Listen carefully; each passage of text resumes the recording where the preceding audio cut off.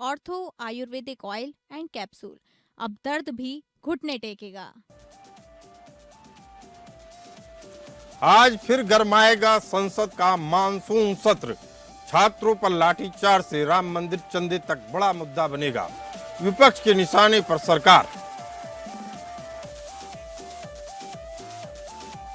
E20 पर केजरीवाल का हल्ला बोल। आज 100 लोगों के साथ पीएम आवास तक पैदल मार्च। पीएम को लोगों द्वारा हस्ताक्षरित याचिका सौंपेंगे।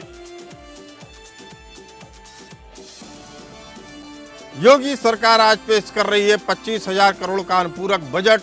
युवाओं किसानों के लिए हो सकते हैं बड़े ऐलान।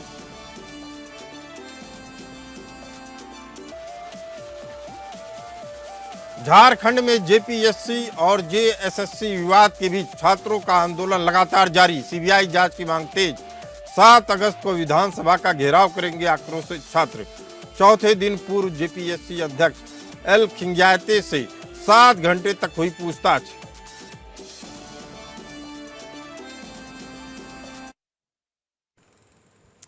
नमस्कार, मैं हूं डॉक्टर प्रसून। संसद के मानसून सत्र के तीसरे हफ्ते का आज दूसरा दिन भी हंगामेदार रहने के आसार हैं। आपको बता दें कि आज फिर गरमाएगा संसद का मानसून सत्र, जिससे उम्मीद की जा रही है कि आज कुछ विशेष मुद्दे भी उठाए जाएंगे। लेकिन विपक्ष छात्रों पर लाठीचार्ज का मामला उठाएगा और राम मंदिर चंदे तक जो विवाद हो रहे हैं उसको लेकर विपक्ष के निशाने पर सरकार रहेगी। आपको बता दें कि संसद के मानसून सत्र के तीसरे हफ्ते का आज दूसरा दिन है, जो बेहद हंगामेदार रहने के आसार है। आज भी सत्ता पक्ष और विपक्ष के बीच तीखा राजनीतिक संघर्ष देखने को मिलने वाला है। दोनों पक्षों ने सदन के भीतर और बाहर अपनी अपनी रणनीतियों को अंतिम रूप दे दिया है, जिससे आज की कार्यवाही बेहद हंगामेदार रहने के आसार है। विपक्ष सरकार को घेरने के लिए पूरी तरह से एकजुट नजर आ रहा है। इसी क्रम में सुबह 10:30 बजे संसद के मकर द्वार पर दोनों सदनों के विपक्षी सांसद एक बड़ा विरोध प्रदर्शन करने जा रहे हैं। इस प्रदर्शन का मुख्य उद्देश्य दिल्ली में 20 जुलाई को हुए छात्र आंदोलन पर पुलिस कार्रवाई को लेकर गृह मंत्री से जवाब मांगना, अयोध्या के राम मंदिर में मिले दान चंदे में कथित हेराफेरी के आरोपों को उठाना है।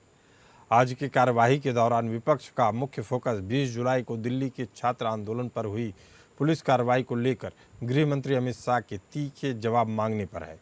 इसके साथ ही अयोध्या राम मंदिर ट्रस्ट को मिलने वाले दान चंदे में कथित हेराफेरी और चोरी के गंभीर आरोपों को सदन के पटल पर जोरदार तरीके से उठाने की रणनीति बनाई गई है। ऐसा लग रहा है कि विपक्ष का इरादा इन मुद्दों पर सरकार को बैकफुट लाने का है।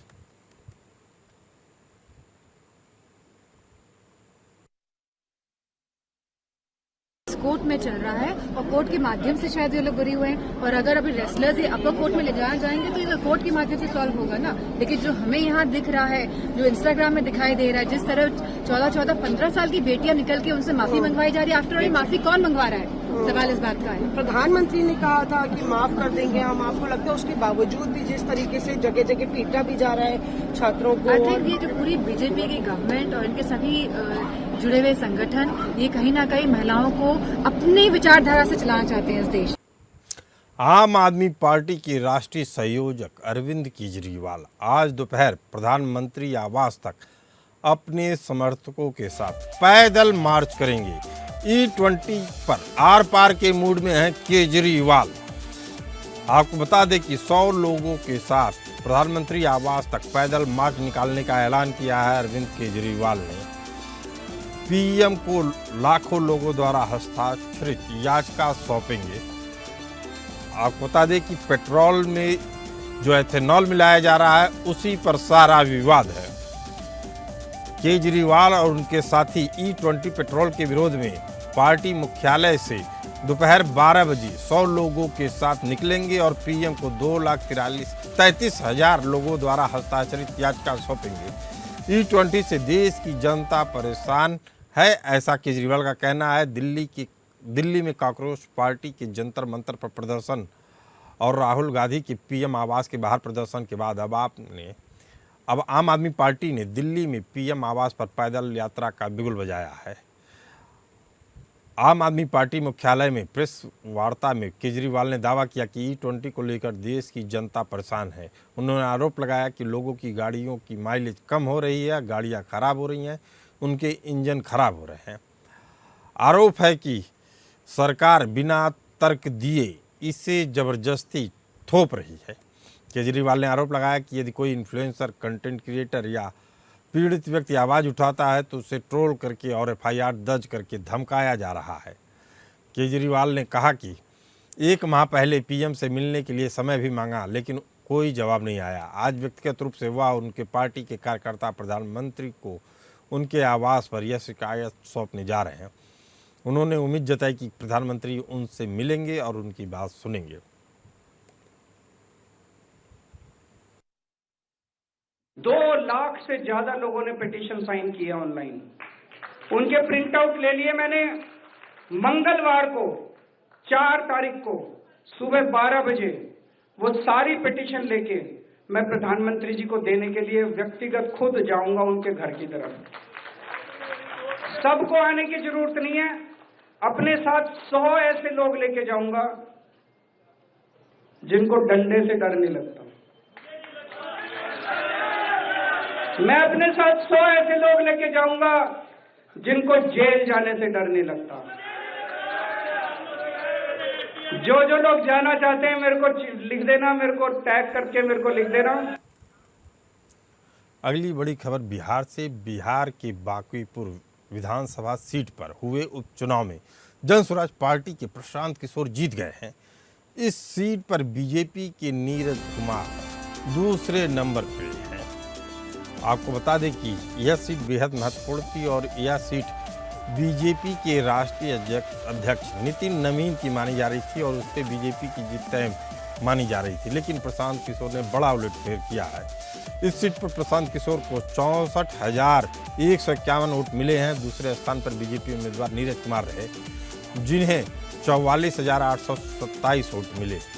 यानी प्रशांत किशोर ने यह सीट 19,024 वोटों से जीती। आरजेडी की रेखा कुमारी 14,273 वोट पाकर तीसरे स्थान पर रही। बांकीपुर सीट पटना के शहरी इलाके में मौजूद है और इसे बीजेपी का मजबूत गढ़ माना जाता है। इस सीट से बीजेपी अध्यक्ष नितिन नवीन विधायक थे। वहीं मध्य प्रदेश की दतिया सीट पर हुए उपचुनाव में बीजेपी के आशुतोष तिवारी कांग्रेस के घनश्याम सिंह से हार गए हैं। आपको बता दें कि यह सीट पहले भी कांग्रेस के ही पास थी। सभी 15 राउंड में गिनती के बाद कांग्रेस के घनश्याम सिंह को 66,757 मत मिले, जबकि आशुतोष तिवारी को 60,741 वोट मिले। वहीं बांकीपुर सीट से बीजेपी अध्यक्ष नितिन नवीन विधायक थे। जिन्हें पार्टी ने अपना राष्ट्रीय अध्यक्ष बनाया। राज्यसभा के लिए सांसद चुने जाने के बाद उन्होंने इस सीट से इस्तीफा दे दिया था। स्ट्रॉन्ग ऑपोजिशन रहा है कि नहीं रहा है, अभी तो सत्ता में भाजपा है, डबल इंजन की सरकार है। आने वाले 3 बरस में मेरी अपेक्षा ये है कि दिल्ली और राज्य दोनों मिलकर बिहार की तरक्की में पूरी ताकत लगाएं। बिहार से पलायन बंद हो, बिहार के बच्चों को रोजगार के लिए बाहर न जाना पड़े। ये सिंगल एजेंडा है। अगर ये होगा, हम लोग भाजपा के पक्ष में वोट करने के लिए कहेंगे, लेकिन आप पहले पलायन रोकिए। बिहार के हर प्रखंड में, हर जिले में फैक्ट्री लगाने की व्यवस्था कीजिए। अगर गुजरात के हर प्रखंड में, हर तहसील में, हर मंडल में, हर जिले में फैक्ट्री लग सकती है तो बिहार में क्यों नहीं? अगर सूरत में 10 लाख लोग मजदूरी कर सकते हैं तो पटना में क्यों नहीं, बेगूसराय में क्यों नहीं? और अब अगली बड़ी खबर उत्तर प्रदेश से, जहां सीएम योगी आदित्यनाथ आज अनुपूरक बजट पेश करेंगे। आपको बता दें कि योगी सरकार आज विधानसभा में अनुपूरक बजट पेश करेगी। सुबह कैबिनेट बैठक भी है जिसमें 25,000 करोड़ रुपए के अनुपूरक बजट को पास कराने की मंजूरी ली जाएगी राज्यपाल से। युवाओं, किसानों के लिए हो सकते हैं इसमें बड़े ऐलान। आपको बता दें कि सदन की कार्रवाई शुरू होने से पहले ही कैबिनेट की बैठक में अनुपूरक बजट के प्रस्ताव को मंजूरी दी जाएगी। 25,000 करोड़ रुपए से अधिक आकार के अनुपूरक बजट में युवाओं के लिए युवा समग्र विकास योजना की घोषणा भी की जा सकती है। बजट में मथुरा को महत्व देने के साथ ही वकीलों की कैशलेस इलाज के लिए भी धनावंटन को मंजूरी दी जा सकती है। बजट के जरिए राज्य में अवस्थापना विकास को और गति देने के साथ ही आंगनबाड़ी, आशा कार्यकर्ताओं, रसोइयों, ग्राम चौकीदारों का मानदेय भी बढ़ाने की तैयारी में है सरकार।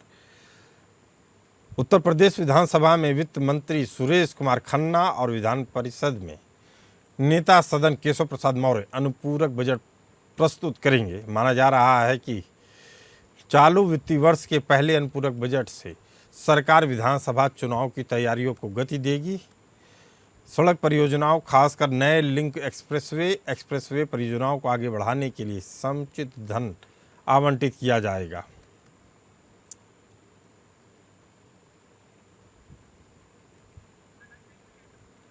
इसी मुद्दे पर चर्चा करने के लिए हमारे साथ लखनऊ से संवाददाता आनंद सिंह जी हैं। आनंद सिंह जी, क्या अपडेट है अब तक की? जी बिल्कुल, देखिए आज 9:30 बजे कैबिनेट की बैठक बुलाई गई थी, जिसमें अनुपूरक बजट जो था उसका प्रस्ताव पास होना था। तमाम दूसरे प्रस्ताव भी थे जो इस बजट कैबिनेट बैठक में रहेंगे।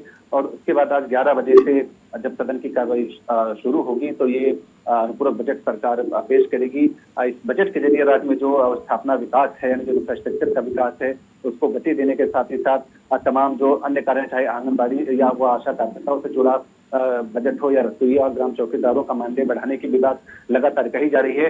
तो ये अनुपूरक बजट में इस बार लाया जा सकता है। करीब 25,000 करोड़ रुपए से अधिक के आकार का ये अनुपूरक बजट रहने वाला है, जिसमें यह कहा जा रहा है कि युवाओं के लिए और महिलाओं के लिए भी विशेष चीजें सरकार इसमें कर सकती है, क्योंकि चुनावी साल अब 6 महीने के आसपास का समय बचा है। अब ऐसे में सरकार का यह प्रयास होगा जो उनके वादे थे वो पूरे किए जाएं और साथ ही साथ कुछ ऐसी चीजें रखी जाएं ताकि जो चुनावी लाभ उसका मिल सके। आनंद सिंह जी, सरकार चाहती तो पूर्ण बजट भी पेश कर सकती थी, जो उसका टेन्योर है उस हिसाब से तो पेश कर सकती थी, लेकिन पूर्ण बजट की जगह अनुपूरक बजट पेश किया जा रहा है, तो उसके पीछे क्या कारण दिख रहे हैं आपको? जी बिल्कुल, देखिए जब जो पूर्ण बजट होता है वो अमूमन फरवरी के आसपास उसमें आता है। और ये अनुपूरक बजट इसलिए होता है ताकि जो इंफ्रास्ट्रक्चर से जुड़े काम है जिनमें और पैसे लगाने की जरूरत है या कहीं और कोई विकास कार्य उसके लिए पैसों के संसाधन की कमी पड़ रही है, इसके लिए अनुपूरक बजट लाया जाता है ताकि जो सरकार विकास के काम कर रही है उसमें कोई कमी ना आनी पाए और तमाम जो उनके कार्य इंफ्रास्ट्रक्चर से जुड़े काम हो या अन्य चीजें हो, पैसों कोई कमी न रहे, इसके लिए अनुपूरक बजट लाया जाता है ताकि उसको सपोर्ट मिले और जो सरकार के विकास की गति है वो लगातार बढ़ती रहे। चलिए ठीक है आनंद जी, इस पूरी जानकारी के लिए आपका बहुत बहुत धन्यवाद।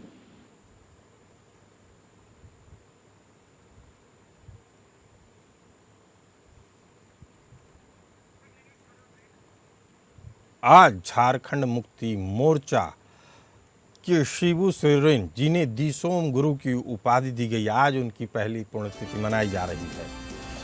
आपको बता दें कि दिसोम गुरु का मतलब होता है समाज का गुरु। इस उपाधि से शिबू सोरेन जी को नवाजा गया था और आज उनकी पहली पुण्यतिथि है। सीएम सोरेन सपरिवार उनको श्रद्धांजलि देंगे। आपको बता दें कि यह कार्यक्रम उनके पैतृक गांव रामगढ़ जिले के नेमरा में मनाई जाएगी। श्रद्धांजलि सभा में प्रखंड क्षेत्र के पार्टी पदाधिकारी, कार्यकर्ता और समर्थक बड़ी संख्या में शामिल होंगे। इस अवसर पर दिसोम गुरु शिबू सोरेन के चित्र पर माल्यार्पण कर उन्हें श्रद्धांजलि दी जाएगी। साथ ही उनके संघर्षपूर्ण जीवन, राज्य निर्माण आंदोलन और आदिवासी मूल निवासी और वंचित समाज के अधिकारों के लिए किए गए कार्यों को याद किया जाएगा, जो उन्होंने पूरे जीवन आदिवासियों के लिए अपना जीवन समर्पित कर दिया था। परिसर में शिबू सोरेन की प्रतिमा लगाई गई है। इसका अनावरण मुख्यमंत्री हेमंत सोरेन करेंगे। पैतृक आवास के आंगन में बाबा शिबू सोरेन का श्रद्धांजलि कार्यक्रम होगा। यहाँ शिबू सोरेन की पत्नी रूपी सोरेन, पुत्र हेमंत सोरेन, बसंत सोरेन, कल्पना सोरेन समेत परिवार के सभी सदस्य पारंपरिक सामाजिक रीति रिवाज से बाबा शिबू सोरेन को याद करेंगे। शिबू सोरेन की समाधि स्थल नाड़ी दरहा नेमरा तक सड़क का निर्माण कराया गया है। शिबू सोरेन के दाह संस्कार स्थल पर जाकर संताली रीति रिवाज से हुए श्राद्ध कर्म को याद किया जाएगा। श्रद्धांजलि कार्यक्रम के बाद मुख्यमंत्री का संबोधन के साथ विकास मेला सह संपत्ति परिसंपत्ति वितरण कार्यक्रम भी होगा। इस मुद्दे पर चर्चा करने के लिए हमारे साथ मौजूद हैं अजय जी रांची से। अजय जी, पूरे कार्यक्रम को लेकर स्थानीय लोगों में किस तरह का उत्साह देखा जा रहा है? देखिए डॉक्टर प्रसून, ये जो है झारखंड मुक्ति मोर्चा के संस्थापक और जल, जंगल और जमीन की हिफाजत के लिए क्रांति दूत बनने तथा पहाड़ों और जंगलों में फरारी से लेकर दिल्ली की संसद और फिर झारखंड के मुख्यमंत्री तक के सफर तय करने वाले मरणोपरांत पद्म विभूषण से सम्मानित विषम गुरु शिबू सोरेन की आज प्रथम पुण्यतिथि है। आज जो है जो झारखंड में की जो पहचान जो बनती है वो शिबू सोरेन से पहचान ज्यादा उभर के आती है। आज पूरा राज्य में जो है कल्याणकारी योजनाएं और विकास से संबंधी जो योजनाएं की हैं उसकी शुभारंभ हो रही है। मुख्यमंत्री हेमंत सोरेन खुद ने अपने पैतृक निवास जो है नेमरा पहुंच चुके हैं। उनके साथ साथ लगभग झारखंड में के तमाम मंत्रीगण तथा विधायक वहां पहुंचने की संभावना है। वहां जहां आज शहीद जो स्मारक है उसके पास जो है झारखंड के मुख्यमंत्री शिबू सोरेन की एक आदमकद प्रतिमा का अनावरण करेंगे तथा लोक लुभावन वादे के साथ साथ ये जो है वो कई योजनाओं की जो है वो उद्घाटन मतलब ऑनलाइन उद्घाटन करेंगे। एक और है कि वहां पे है जो है आज एक विकास मेला लगा है। विकास मेला का भी जो है वहां पर विकास मेले में परिसंपत्ति का जो है वो आम लोगों के बीच वितरण करेंगे। यानी लबो लुभाव ये है कि पूरा जो है राज्य से लोग की पहुंचने की वहां संभावनाएं हैं। क्योंकि शिबू सोरेन झारखंड आंदोलन के एक अग्रणी नेता थे, इसीलिए उनको दिशोम गुरु की उपाधि दी गई है, यानी समाज का नेता। इस पूरी जानकारी के लिए अजय जी आपका बहुत बहुत धन्यवाद।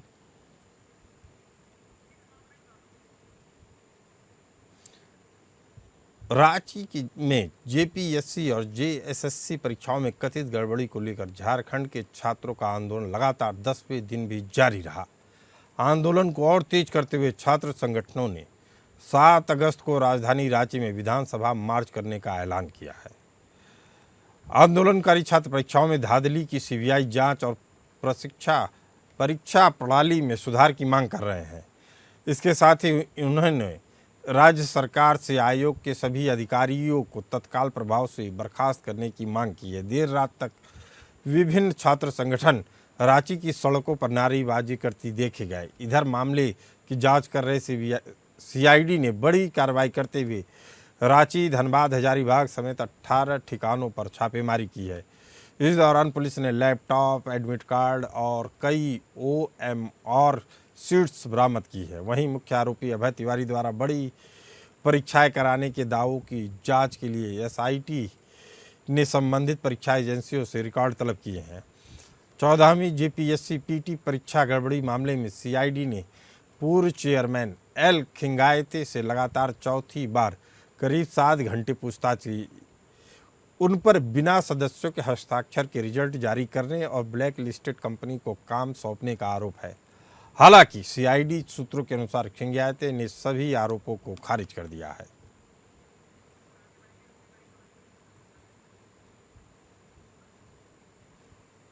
अब खबर उत्तराखंड से। उत्तराखंड के मुख्यमंत्री पुष्कर सिंह धामी ने प्रदेश में शिक्षा, पेयजल, धार्मिक पर्यटन से जुड़ी करीब कई विकास योजनाओं के लिए 150 करोड़ रुपए की वित्तीय स्वीकृति प्रदान की है। मुख्यमंत्री ने वीर चंद्र सिंह गढ़वाली उत्तराखंड औद्योगिकी और वानिकी विश्वविद्यालय भरसार के लिए राज्य आकस्मिकता निधि से 33 करोड़ 54 लाख रुपए की धनराशि स्वीकृत किए जाने का अनुमोदन किया। धार्मिक पर्यटन को बढ़ावा देने के उद्देश्य से टिहरी गढ़वाल जिले के देवप्रयाग विधानसभा क्षेत्र अंतर्गत कीर्तिनगर की खोला कडाकोट स्थित डुंडेश्वर महादेव मंदिर के सुंदरीकरण के लिए 1 करोड़ 5 लाख रुपए की मंजूरी दी। पेयजल क्षेत्र में चंपावत के लोहा घाट, विकासगढ़ के पाऊ पंपिंग योजना के सुदृढ़ीकरण के लिए 2 करोड़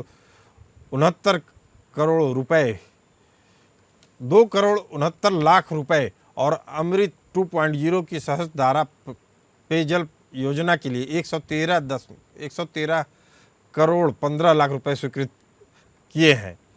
सरकार का कहना है कि इन परियोजनाओं के पूरा होने के बाद बड़ी आबादी को बेहतर और नियमित पेयजल आपूर्ति सुनिश्चित करनी होगी। साथ ही प्रदेश में आधारभूत योजनाओं और सुविधाओं और धार्मिक पर्यटन को भी मजबूती मिलेगी।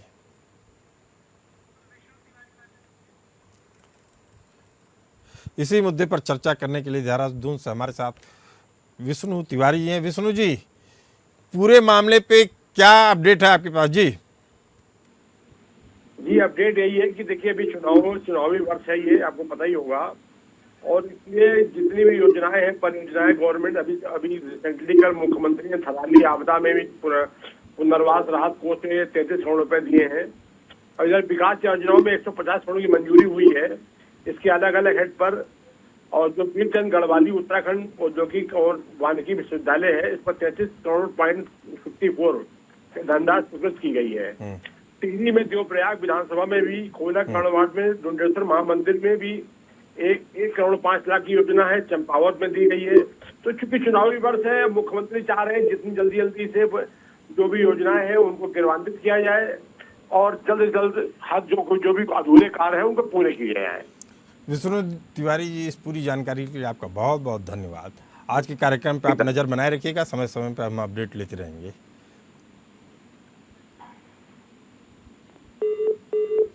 चलते चलते आपको बता दें कि एनडीए संसदीय दल संसद पुस्तकालय भवन में अपनी मंगल मिलन बैठक कर रही है। इस बैठक का मकसद मानसून सत्र के बचे हुए 10 दिनों के लिए सत्ताधारी गठबंधन की सदन में रणनीति तय करना है। संसद में बीजेपी कार्यालय की ओर से लोकसभा और राज्यसभा के सभी राष्ट्रीय जनतांत्रिक गठबंधन यानी एनडीए सदस्यों को भेजे गए एक नोट में कहा गया है कि लोकसभा और राज्यसभा के सभी माननीय एनडीए सदस्यों से अनुरोध है कि वे इस कार्यक्रम में शामिल होने का समय निकालें और तय समय पर कार्यक्रम स्थल पर मौजूद रहें। इस बैठक में प्रधानमंत्री नरेंद्र मोदी, केंद्रीय संसदीय कार्य मंत्री किरण रिजिजू, केंद्रीय कानून मंत्री अर्जुन राम मेघवाल, केंद्रीय शिक्षा मंत्री प्रहलाद जोशी, केंद्रीय राज्य मंत्री जितेंद्र सिंह के साथ एनडीए के अन्य सांसद भी शामिल रहे।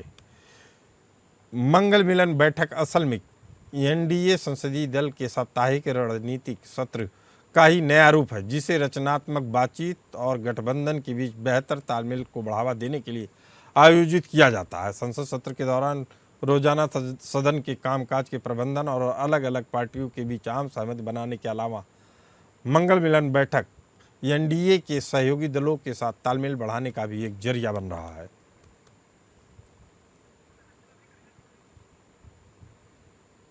खबरों के सिलसिले में फिलहाल इतना ही। हमें दीजिए इजाजत। नमस्कार।